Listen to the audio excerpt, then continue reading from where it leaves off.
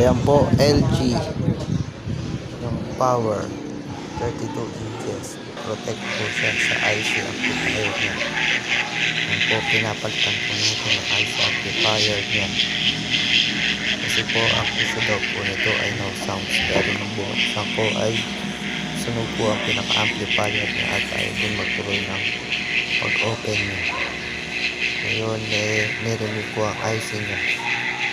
Ang IC amplifier. Then, pinundutan ko siya ng panibagong amplifier.